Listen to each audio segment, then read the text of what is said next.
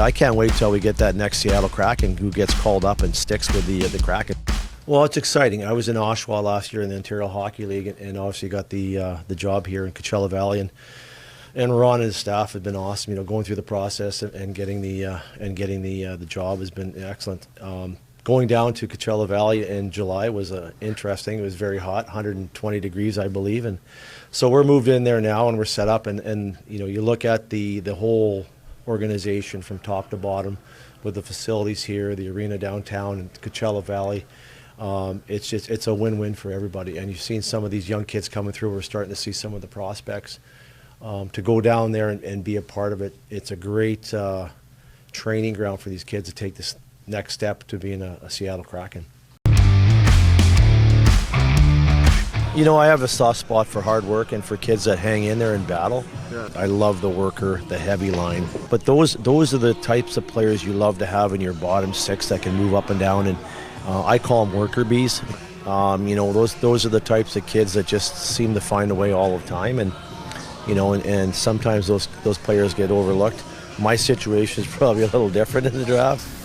Coach, I was wondering if working with all the rookies takes you back to your own, like, first NHL game, and if you remember your first game with the Maple Leafs. Oh, way back. You know, it's exciting because you're trying to make an impact on a young player to help him take that next step going into a training camp, maybe an exhibition game. And we didn't have this set up when I was in the NHL. It's just you go to training camp, boom, you're thrown right in with the vets. You play, and you have to figure it out from there.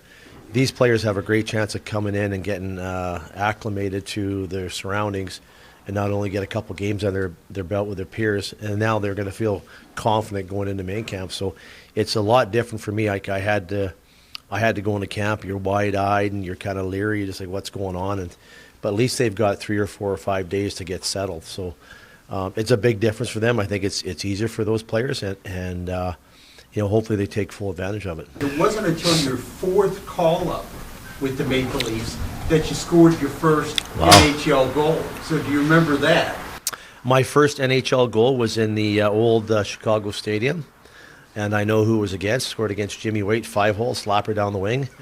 So that's about the only thing I remember, but it was exciting. You know, I think for these kids, you know, even scoring in an exhibition game is almost like getting your first NHL goal. So for some of these players, if they can play in an exhibition game and have that feeling, have that excitement, and have that foundation to springboard their career, I think it's very important.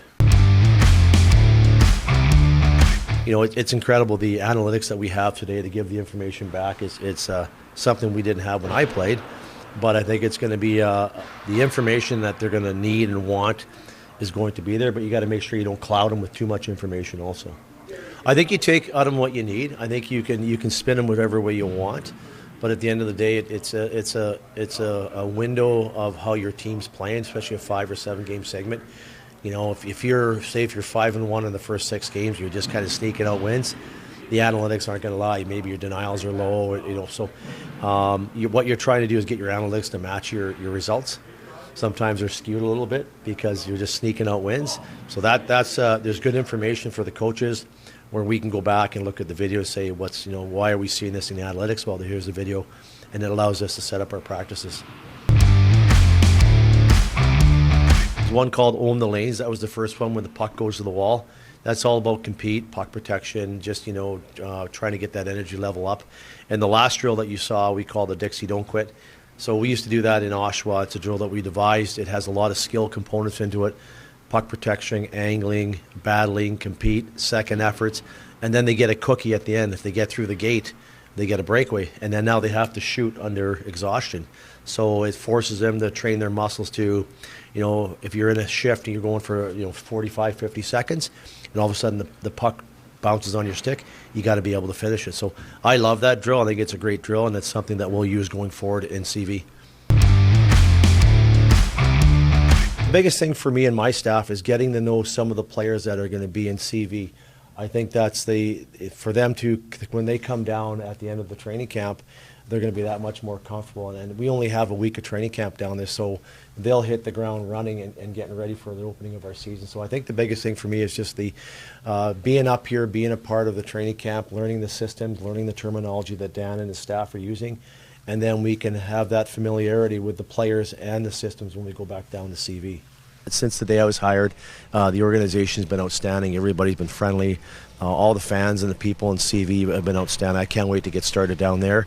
And I can't wait till we get that next Seattle Kraken who gets called up and sticks with the Kraken. So I'm really looking forward to training camp and seeing all the players that we could possibly have. And I'm looking forward to seeing how the team develops over the next bit and working with Dan and his staff and working with my new staff.